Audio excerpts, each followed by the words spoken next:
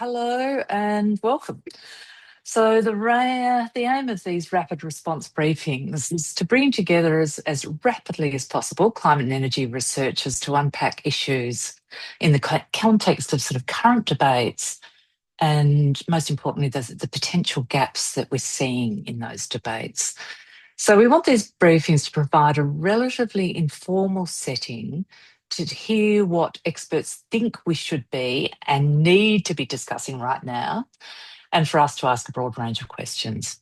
I'm Libby Lester, I'm Director of the Monash Climate Communication Hub, and we're very grateful to the experts who are joining us today to bring their expertise and viewpoints on EV charging. So the topic for today, Australia's EV market is growing rapidly, but charging the car can still be one of the biggest pain points for drivers. So why do chargers that are reported unavailable sometimes not work? Why do motorists need multiple apps to charge across networks? Why is the seamless plug-in and walk-away experience that drivers enjoy overseas still largely missing in Australia?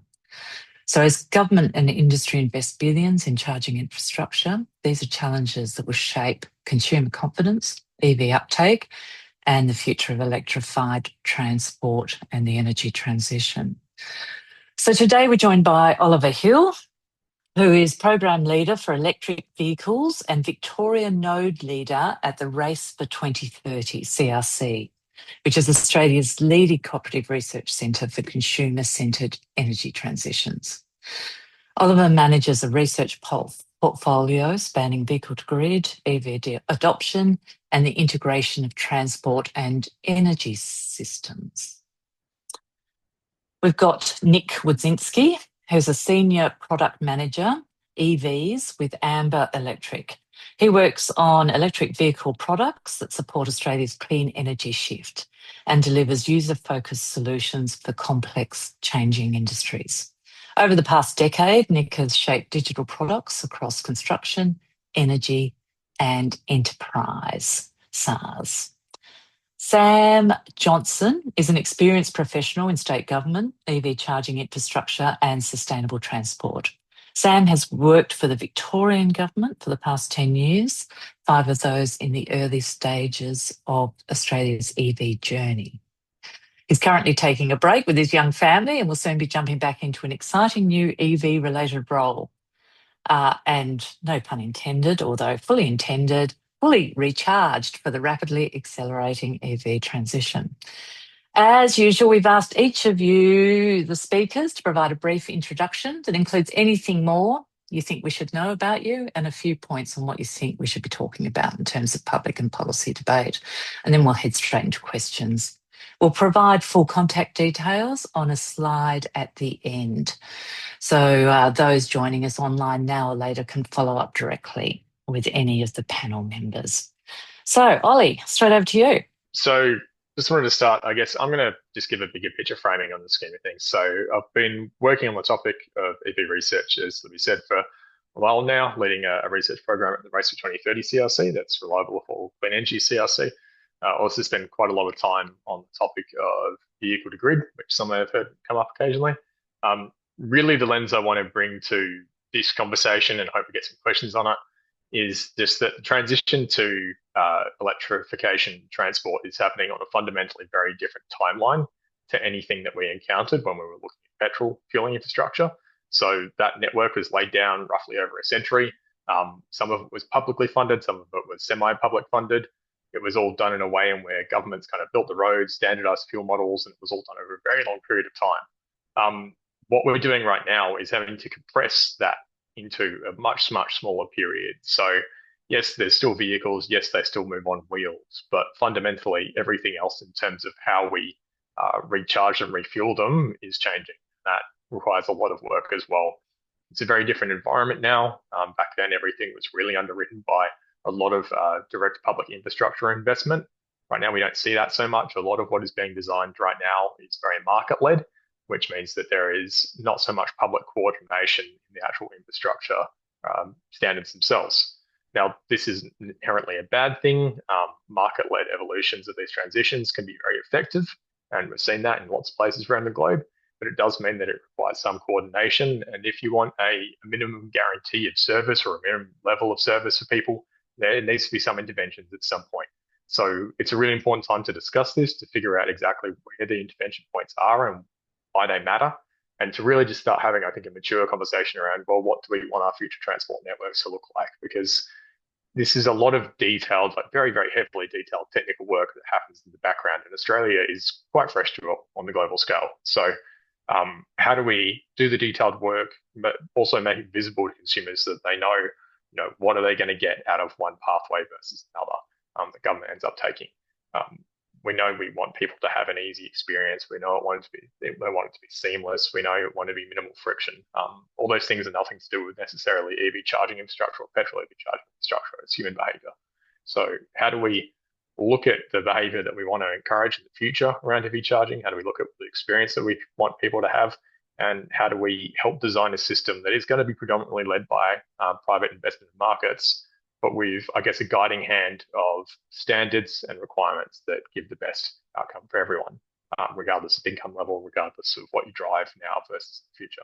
So it's a hard topic. I'm really, really happy that I've got some good experts who have been working in this space probably longer than me to help contribute to discussion. And yeah, welcome any questions now or even after the call.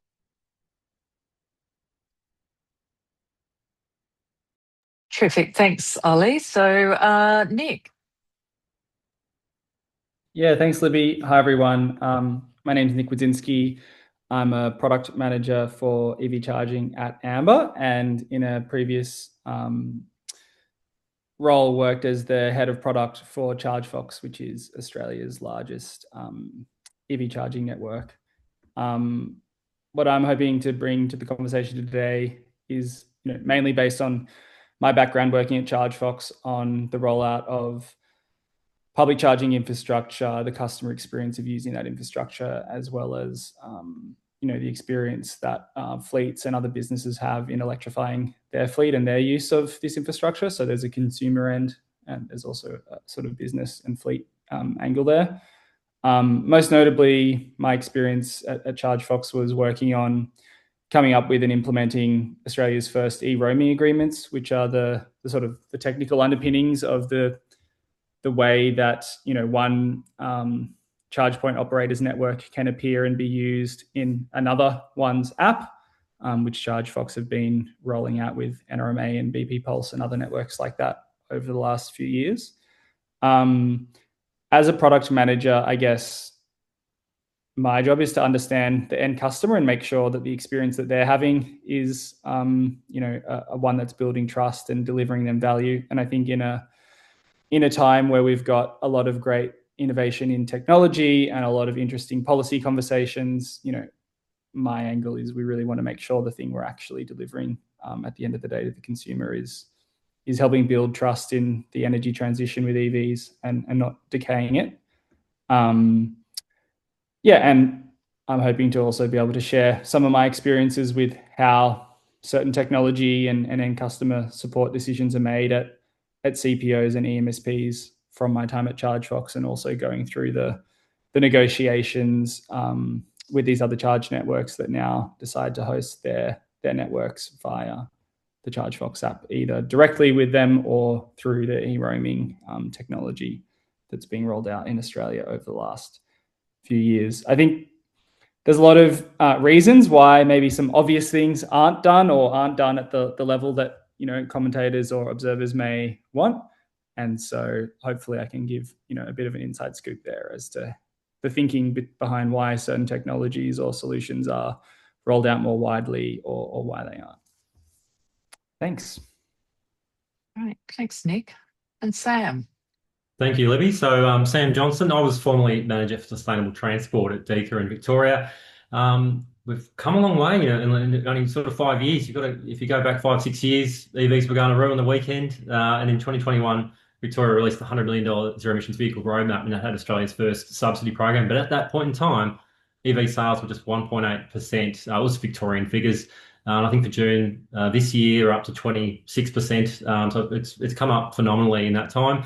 obviously through subsidies and targeted programs, it's obviously helped, but then the fuel crisis this year is significantly really turbocharged things as well.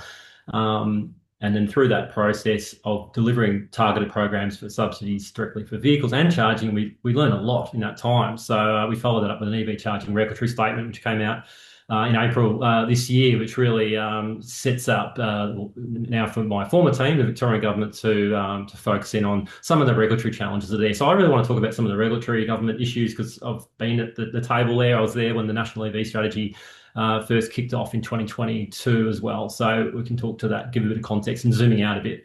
But yeah, let's be upfront about EV charging in Australia. Look, we're 5 years in. Transitions are not easy. Mobile payments are messy. USB charging, I think the iPhone took about 15 years to get a USB-C socket in there and be the same as Android. So these things take time, even though it feels like forever when you're actually in the trenches. So some of this that we're talking about today could end up as growing pains, but really that's not an excuse. I'm not here to apologise for the industry or government or anything like that, but I just want to talk about some of the issues and then make sure that we're on the right track to address those and make sure we're continuously improving as well. So yeah, early days is only part of it. We've got to make sure we're looking forward. So there's 3 points I really wanted to touch on more specifically. Trust. Trust is absolutely number one. When we talk about reliability, payment friction, accountability for the connection and charging and that sort of stuff, it all comes back to trust. Petrol's really earned that over the decades. Brands like Toyota Land Cruiser have got that really high trust out there, and you can see why people who drive those cars may be reluctant to move over at this point in time. So trust is not just a feeling. There's the reliability side of things. Will the charger be available when I get there?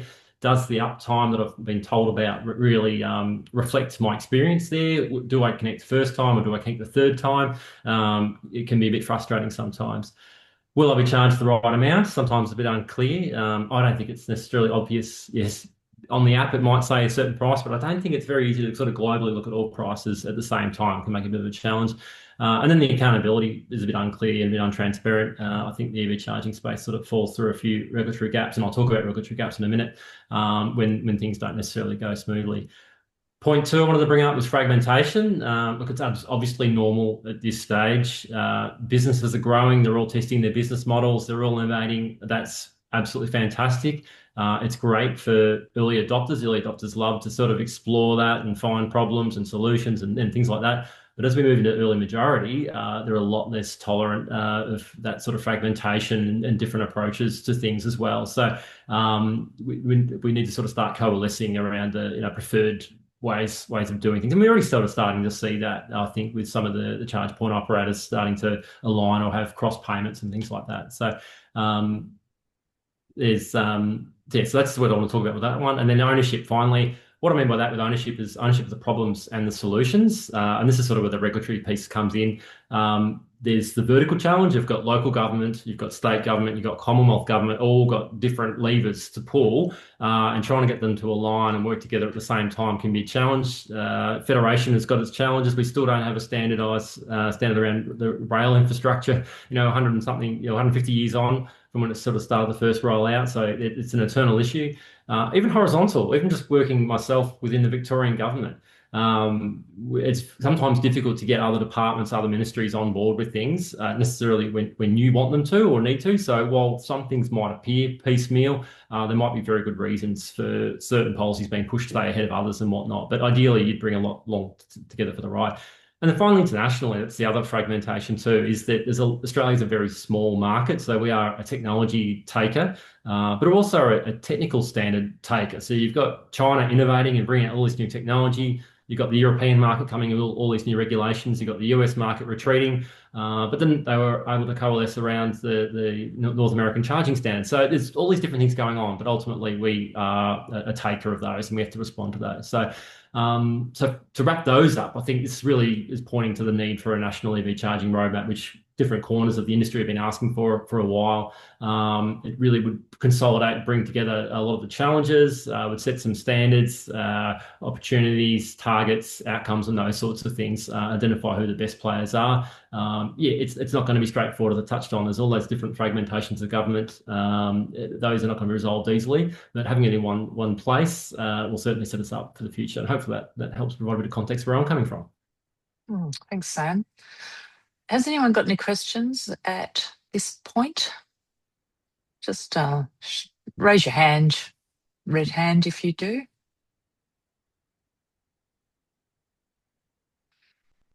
So a couple of questions I've got that I'm thinking. I mean, are we going to end up with if we don't have a roadmap, or even if we do have a national roadmap, are we going to end up with a Coles Woolly type monopoly on charging at this stage? And would that be a good thing or a bad thing as we're developing? I think maybe just going to say from the start, like I'm happy for us to like throw this back and forth in like a discussion format, guys. So like feel free to maybe jump in first, Sam, as you kind of brought up the roadmap point. But I think Nick, jump in if you like. I'll jump in if I like as well. Let's keep it open. I might just throw one thought in there. Is we are talking about public charging. I presume we're talking about public DC charging mostly today. It's sort of where I'm coming at it from, looking at what we discussed beforehand. But it's a bit, again, more fragmented too. You've got AC charging, you've got charging challenges in apartments, a lot of charging at home. So yeah, it wouldn't be ideal to end up with a duopoly. But there are other opportunities to charge elsewhere outside of that too. So maybe we won't necessarily, maybe just within the public sphere, you could end up landing there. But yeah, there are other opportunities for people to choose, I suppose, where they charge elsewhere. But can you hear Nick's thoughts on this one? Yeah, I might go quickly, Nick, if that's all right first, because I just got some background concepts here. So yeah, I guess for everyone's context, I guess when we talk about this is about public charging. So a large amount of charging happens in the home. There's decent international evidence to support that. 80% upwards, depends on the geography, but a lot of charging sessions happen at home. But we're talking about public charging network, that element of reliability and trust, that's different. So, there's different schools of thought in terms of whether, market consolidation provides the best outcomes. You can look at things like the Tesla supercharger network. Obviously, people have a very good experience of that. And it's been pushed forward by someone who is market leading. I guess they're the first to get here, sort of thing. Having a group like that necessarily set the standard or the floor for how everything is done isn't necessarily the best outcome either. It might be the best solution for their customer cohort, but might not be the best solution for everyone. So something like a roadmap exercise or just some kind of national alignment across portfolios, because it's important to think about this as not just an energy problem, it's a transport problem as well. It's comms, it's cyber, it's a lot of things. Not necessarily just like a roadmap or a strategy, but also just having requirements around what charging infrastructure should look like, how it's rolled out, putting the impetus in some cases on the people who make the equipment. In some cases, there will need to be requirements on the charge point operators who operate the networks. There'll need to be some requirements on the networks as well. Like there has to be some guidelines for everything. But there needs to be, I guess, or it should be some kind of floor which everyone operates from. And that's where we have a conversation about what do we want consumers to have over what period of time? We're getting into, as we said, like the early majority now. So what are their expectations and how do those expectations set the technical requirements, which is the floor for the industry? And then, yes, there will be some consolidated networks like Tesla, maybe BYD will do it as well. But they have to meet that floor, that standard, which gives everyone the base level of experience. And then if you want to go beyond that, that's great. But it's just about making sure that everyone's got a minimum level of service. Yep, I agree with that. Maybe some clarifying comments. So to just answer the question directly, I don't think that is where the evidence is showing we're going. Like two or three players. One of the reasons I think that's not the case is if you think of charging as a product or a service, there are, even in public charging, many different products and services there. There's charging that needs to be done on main roads and arterial roads to connect people that are doing travel. There's charging that is done for people who don't have charging at home. That might be curbside or at the shops. And all of these are like slightly different, but they leave the door open or are best suited to be served by different players. So just because Coles or Woolworths, who are both rolling out a mix of AC, slower charging, and now DC fast charging as well, may best serve people who want to get a charge while they're doing their shopping, which is a great way to do it. The cars are already going to be dwelling there. Doesn't mean they're necessarily best served to install DC fast charging on the Hume Highway. So that's one reason structurally why I think we'll see a number of players in the market still. I do agree with Oliver, though, that with that fragmentation, that natural fragmentation does mean we do need like minimum standards, if you want to call them that, or a floor. Part of that for the customer may be considering, certain rules or regulations around roaming. So just because a particular network operator is operating that, a set of 10 chargers on the Hume Highway, does that necessarily mean that there's only one way of engaging to get a charge there, which is through their app? Could it be that there's also a credit card reader, or a mandate that they allow a charge to be found and paid for and done via other apps? I think that kind of stuff is important, so that the supply chain or the infrastructure ownership could be fragmented, but the customer experience may not need to be fragmented as well. And I think that's where one of the tensions is today. I do think it's interesting about what Ollie said with Tesla. I do think that one of the advantages personally of having a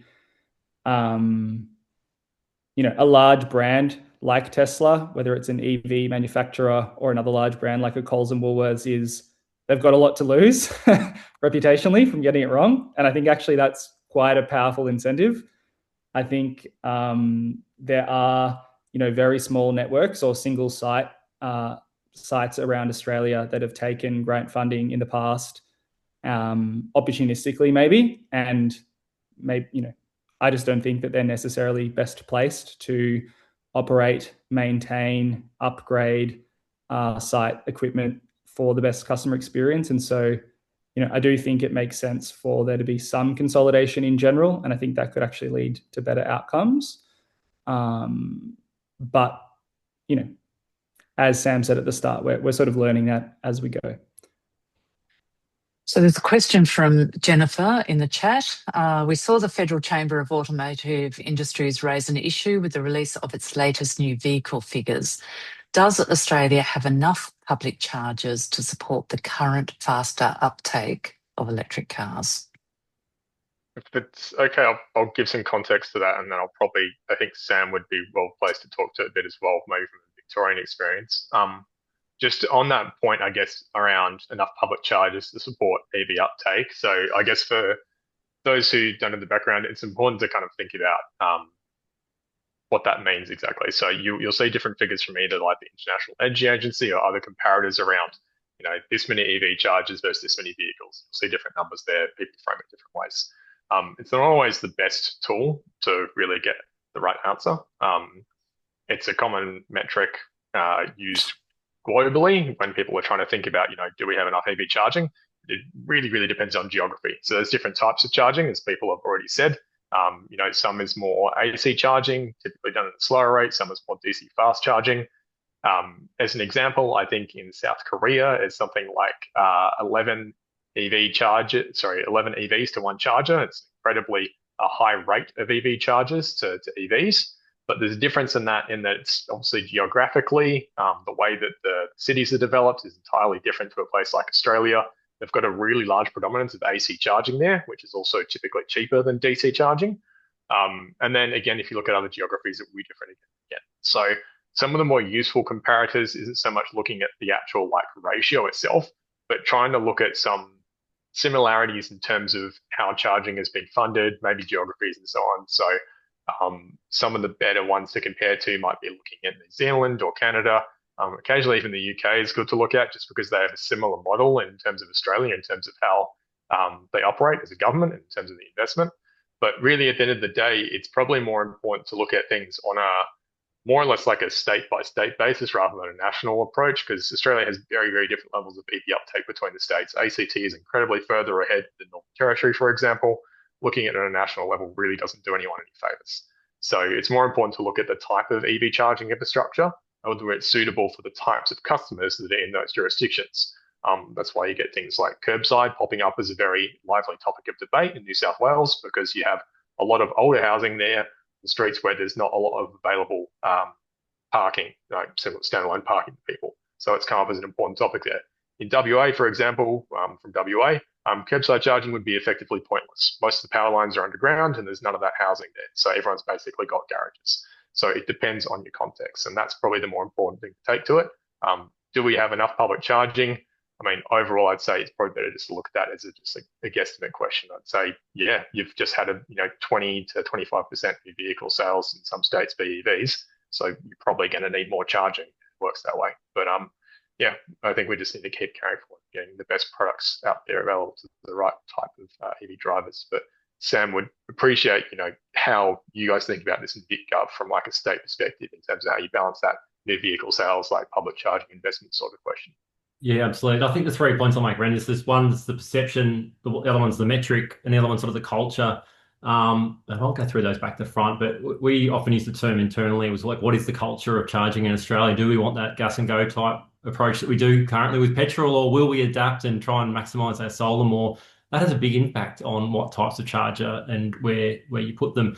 The metrics are an important one. I don't think, as Ollie pointed out, that figure of charger to car is really a good one. There was a really great recommendation put in the Victorian Parliamentary Inquiry into EVs that came out earlier in the year, and it talked about having a ratio of 1 kilowatt capacity per EV. Now, I don't know if that's the right figure. It could be 2, could be half, I'm not sure, but it was just a really meaty recommendation to jump into and have a think about what that target might be. And the other point, which is sliding through my brain right now, is around the perception. So we often hear this, there's not enough charging out there. So the FCAI, they represent the automotive industry. Are they hearing it from their customers that are across shopping EVs and ICE cars that there's not enough charging and therefore I'm not ready to make an EV purchase?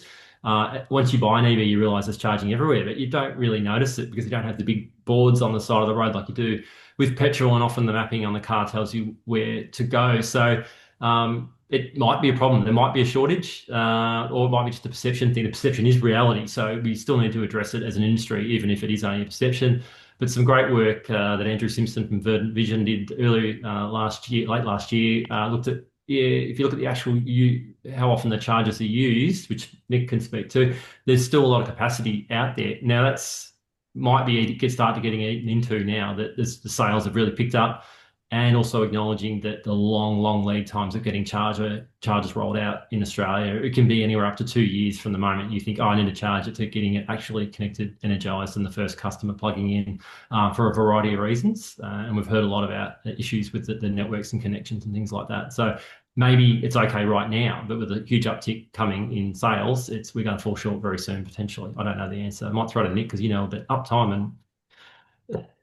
Yeah, I think I agree with all those points. I think something to speak from a customer perspective, again, here that sort of breaks down that ratio number, which I'm also not a fan of, is you have these sort of like pinch point moments from a utilization perspective in the year. School holidays, Easter break, Christmas time. Someone might drive down the Hume, let's say Canberra to Melbourne. That's a drive I do every now and again. And I might drive past many available great charging stations and not stop, and then get to the one that I do need to charge at because I need to have a break and refuel. And I think there's something to be said for getting the size of the locations, both in terms of the speed, capacity, and the number of plugs. Arriving at a station with two plugs, two available plugs with a queue is a really not a great experience, and building more or funding more chargers in other places is not going to fix that. And so I do think there's also an angle about making sure the sites that have been designed with decent switchboard headroom are making the most of the capacity that they have. Sam just mentioned before, new sites, connections, getting the capacity to new places is expensive and timely. I think one way to look at it is, are we really maximizing the potential of the sites that we have today?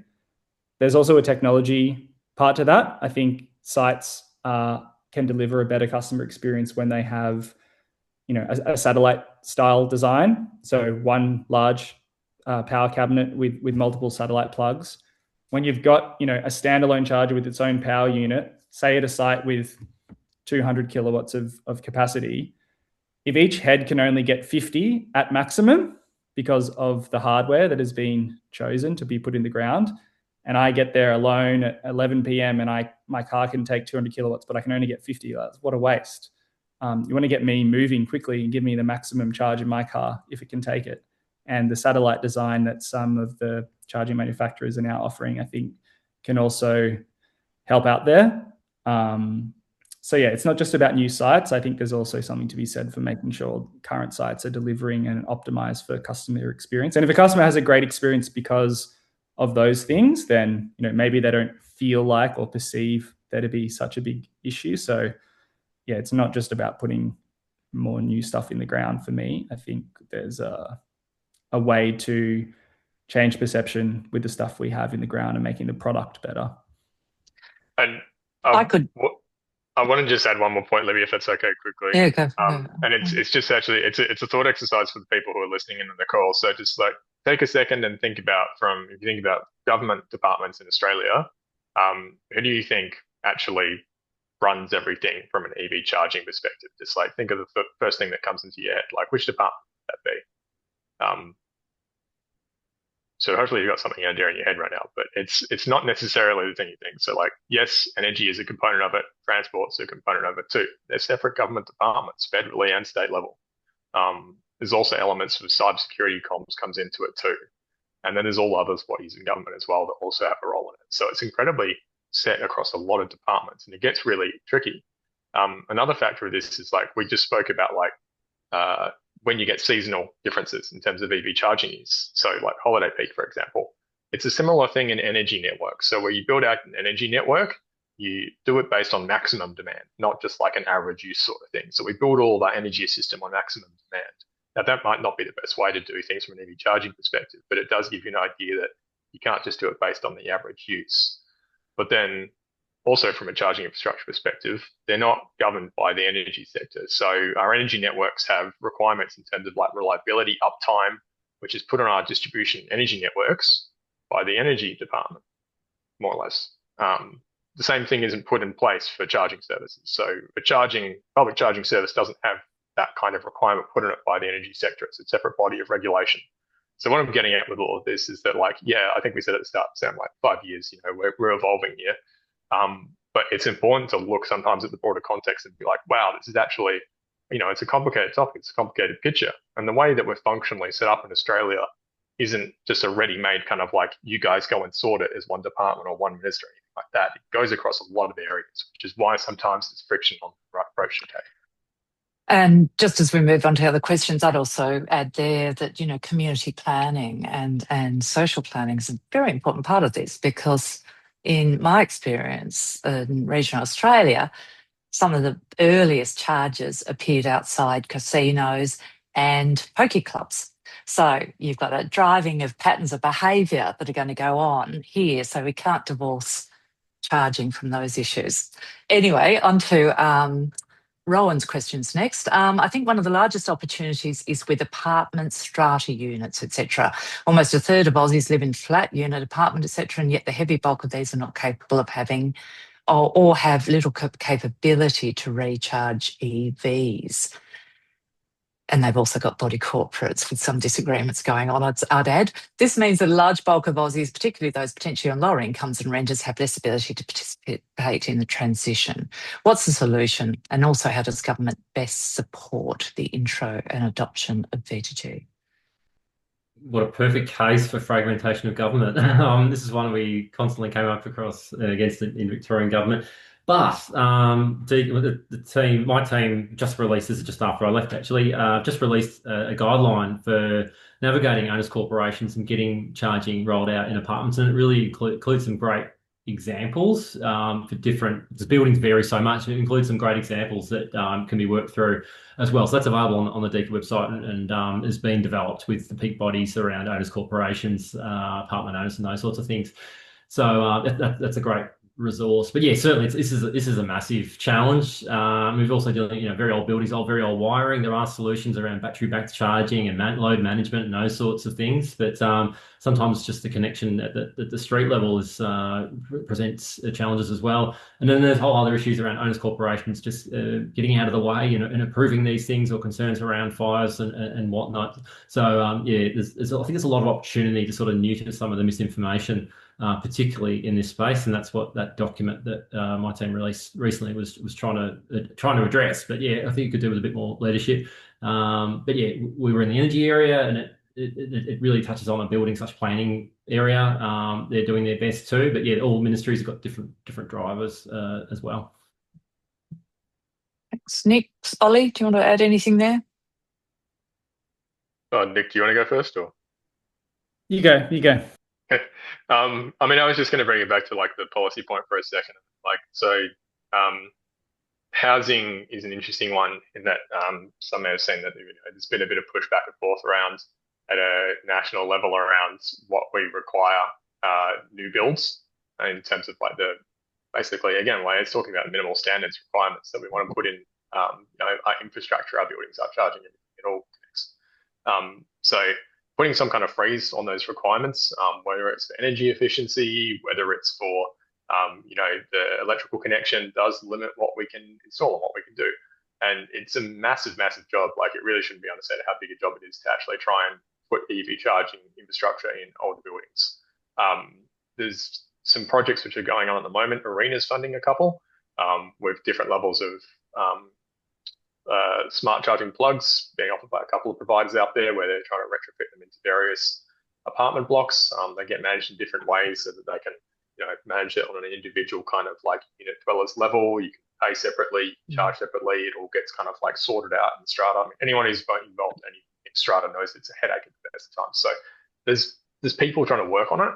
The thing I'd say which gets in the way of it is when we do have like these conversations around, we shouldn't be requiring new standards, new regulations around what goes into buildings, because we really don't want to be adding to that pile of old building infrastructure that we then have to spend a lot of more money retrofitting. It's much, much cheaper and more efficient in terms of investment for the whole population if we just start getting the right stuff in place now.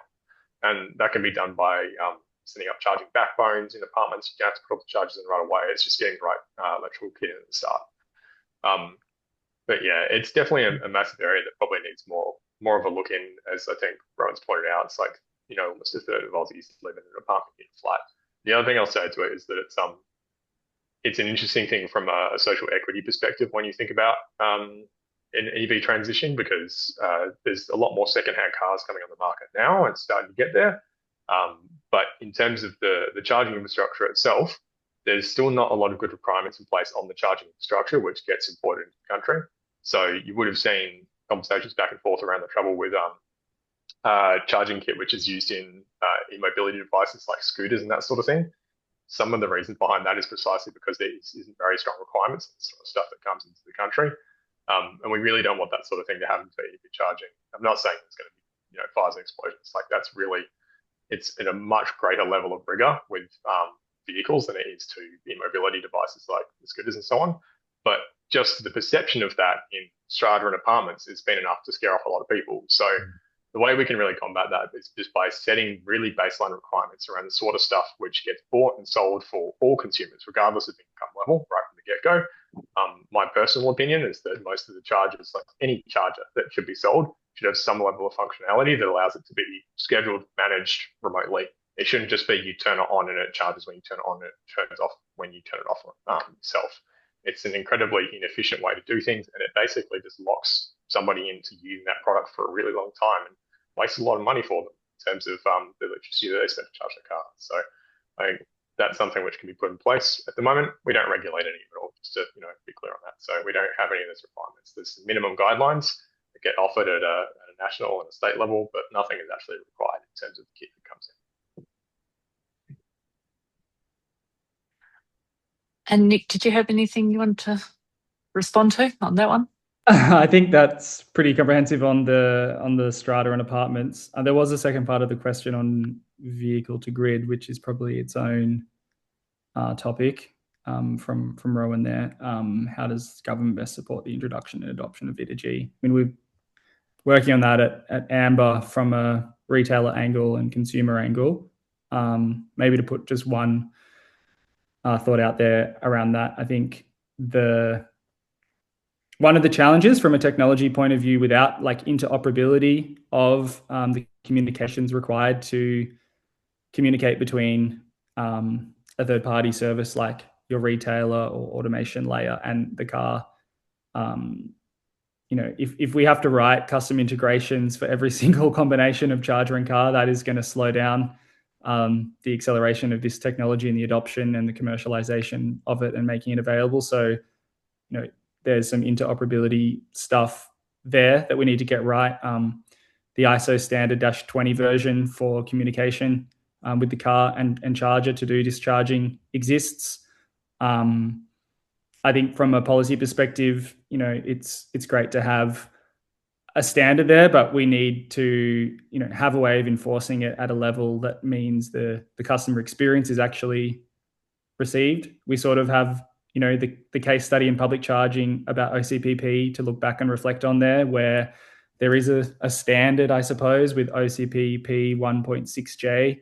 But I can tell you from working at ChargeFox, we still had to do extensive testing with every single new charger company that came that said they did OCPP 1.6. They all did it slightly differently.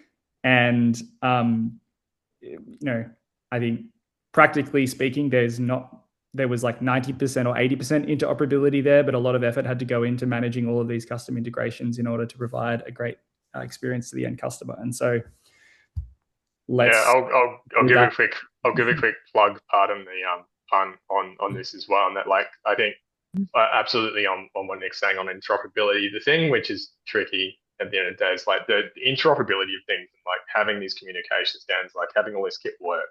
It really does require support for the industry and the manufacturers to come together in what we call kind of like conformance or validation testing. So, you go through set processes where everyone comes together, set and test things the same way or test them with each other so that we know that they work.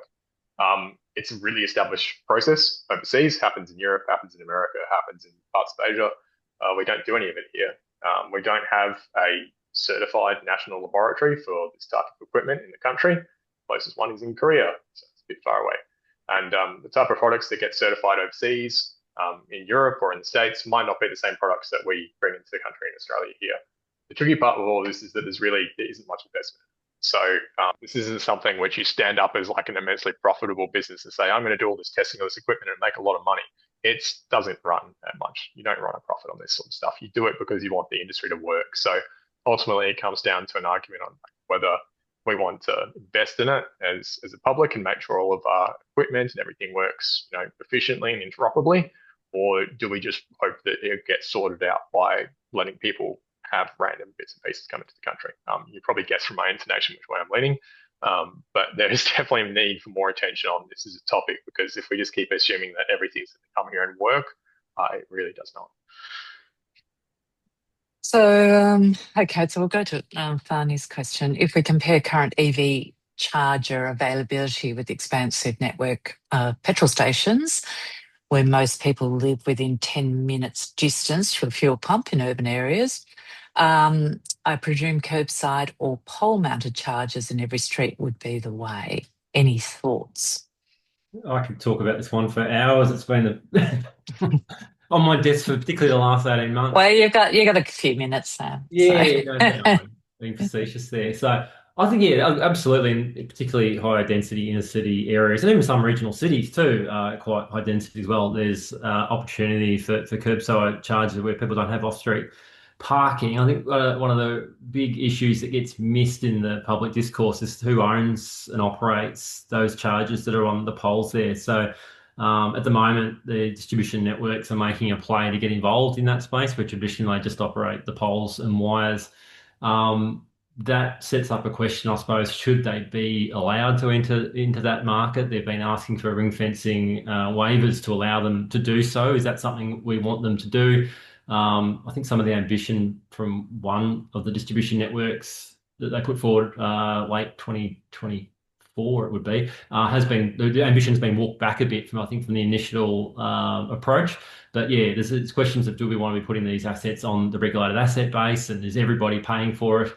Can they deliver the same standard of quality as maybe potentially a more nimble charge point operator? Yeah, there's a lot of things to weigh up there. So that's being played out at the moment with the national electricity rules, and also there's a lot of reviews going on with the Australian Energy Market Operator there. So that's a bit of a watch this space. But we do know that there's been some private operators attempting to move into this space, but they've faced numerous barriers from the distribution networks, who seemingly are trying to slow down the rollout of private companies installing on chargers on poles. But yeah, I won't go into any more further detail, but it is a bit of a challenging space.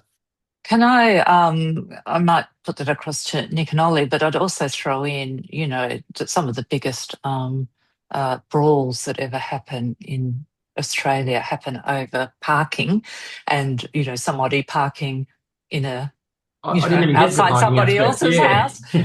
How could something like this possibly work in the context where every bit of parking is hard fought for in Australia?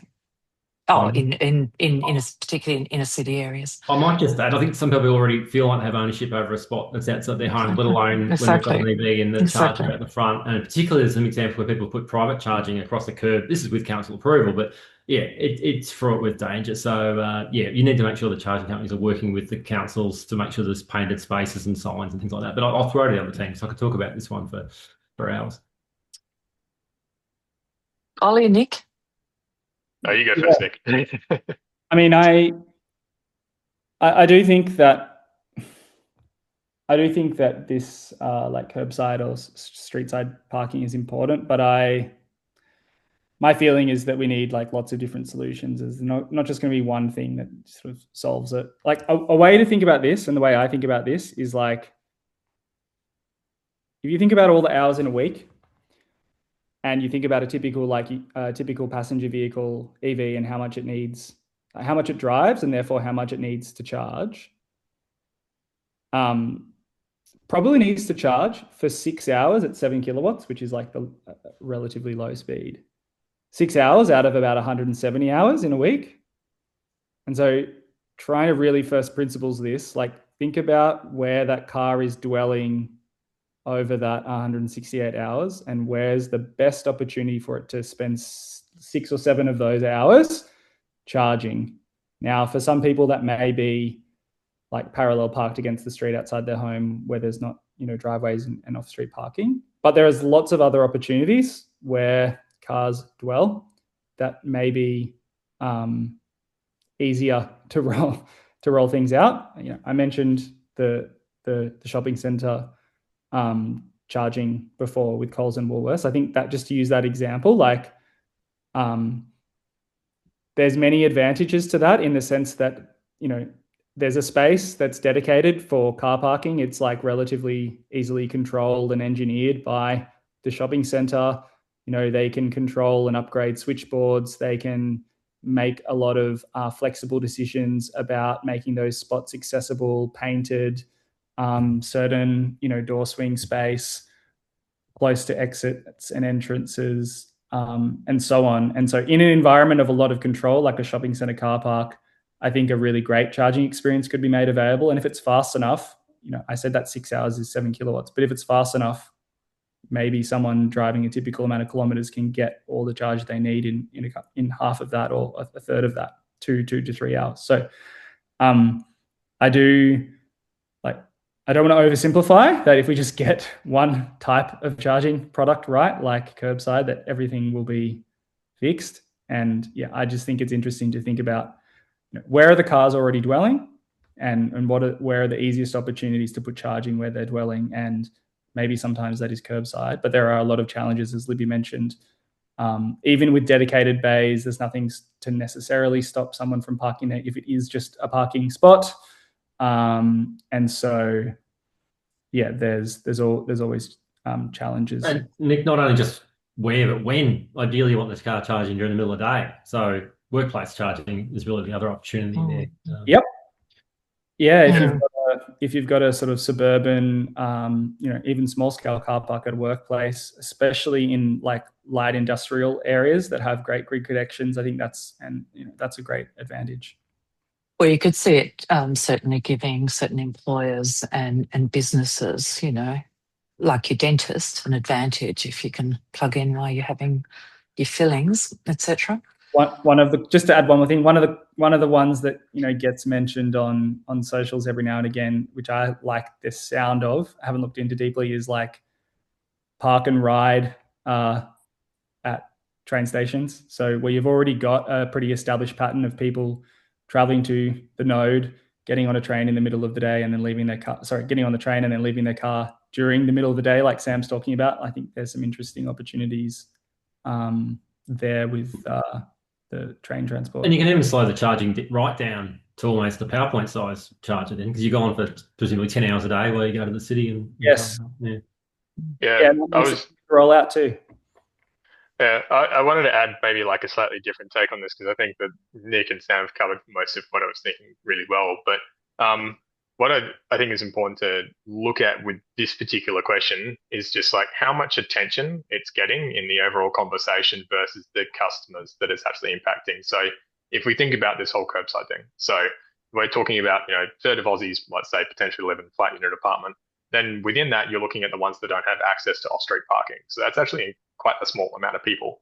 And so there's currently a very big debate. We can, talk about how much oxygen it's taking up in the overall conversation around, the charging accessibility thing. But like that's really dominating all the conversation, all the political conversations, all the investment funding right now. There's like $40 million on the table right now from DQ to actually put charging infrastructure in curbside and black spots and destinations. Now, I don't know how that'll end up being divvied out. But like to have that be really the only substantial federal government funding and it just being focused on a particular segment of curbside really is really taking a lot of attention into one very specific area. So I think it's worth having just like a thought as well around like, well, that is important. Obviously, we need to resolve those access barriers. Lots of ways you could be doing that as well. Like, Rohan mentioned, like there's lots of barriers in terms of like apartments, unit living, people who have access to off-street parking. It's about looking at a variety of solutions and not just thinking that one thing is going to be a fix-all. And anyone who claims that one thing is going to be a fix-all merely tell you that they're bullshit in every situation. There's always more than one way to solve a problem, and it's always slightly more complicated than it is. So yeah, just wanted to put that out there and also just throw in my own 2 cents that I think, while it's great and all to be looking at, charging infrastructure accessibility, start thinking about what happens when you've got 2 cars.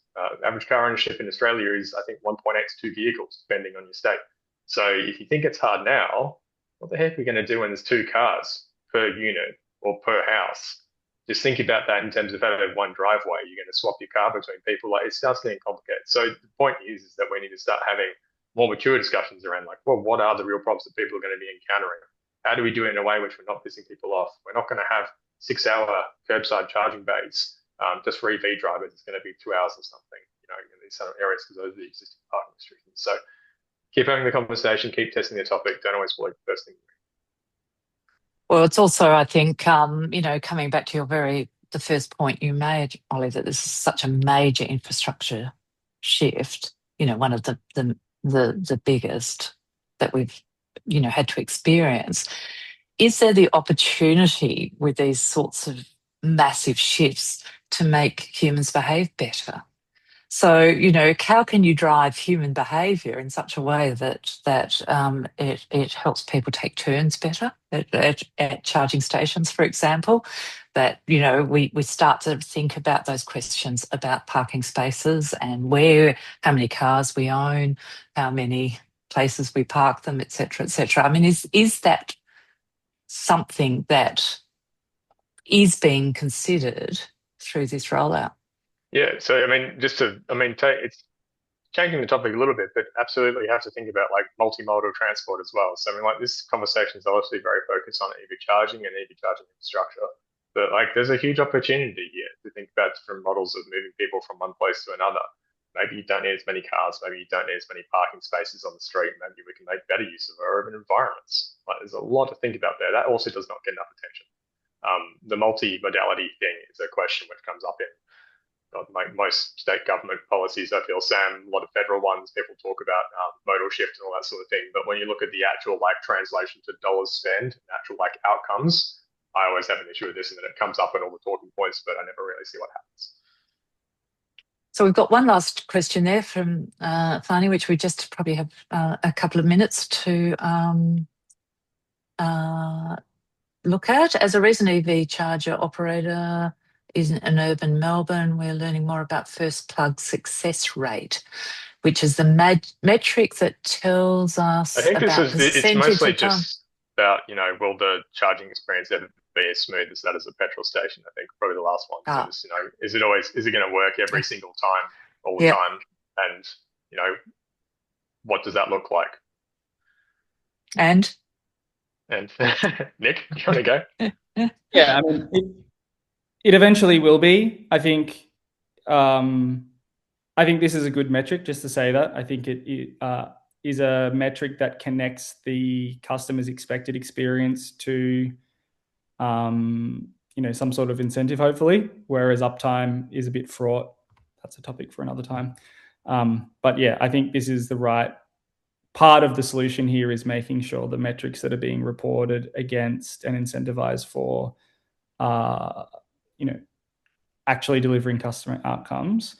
In terms of maybe what's getting in the way here a little bit, there are some, challenges from a software and hardware perspective with the number of brands and models out there, the wear and tear on things, connectivity of sites with the internet that can mean, some cars some of the time won't be successful on their first attempted handshake and authorization. But I do think that's getting better and better over time. I've certainly noticed it from a ChargeFox perspective that newer equipment does, perform better and better here. That just takes a little bit of time. But, I think I won't say the number exactly because I don't remember it perfectly, but the Explorer network recently posted about their first plug success rate on the internet, and I think it was well over 90%. So that's great to see. I think there's some other technology that could help out here, like plug and charge and auto charge and things. And without, again, getting into all of those, I would just say, there are technology solutions to make it more seamless. They exist. They're being used in other parts of the world and starting to be used in Australia. And as those innovations become more mainstream, I think the direction here is it's getting easier, not harder, and that will continue. Yeah, I agree. I think it's getting better, but then I suppose you move on to the next problem and you see the charging speed's not what you expect and the transparency around that. And is it the car? Is it the temperature? Is it the network? So yeah, I think people just move on to the next problem too. So yeah, it's all very important, but sort of working through that hierarchy of things we need to address. Great. All right. Well, Ollie, Nick, Sam, thank you so much. We'll pop your contact details up if anyone who's joined us or who joins us afterwards would like to contact you directly. And thank you again. And we'll be back on with another one of these in a few weeks. So thank you, everyone. Thanks so much for hosting, Libby. Thanks, Sam. Thanks, Nick. Thanks for having us. Cheers.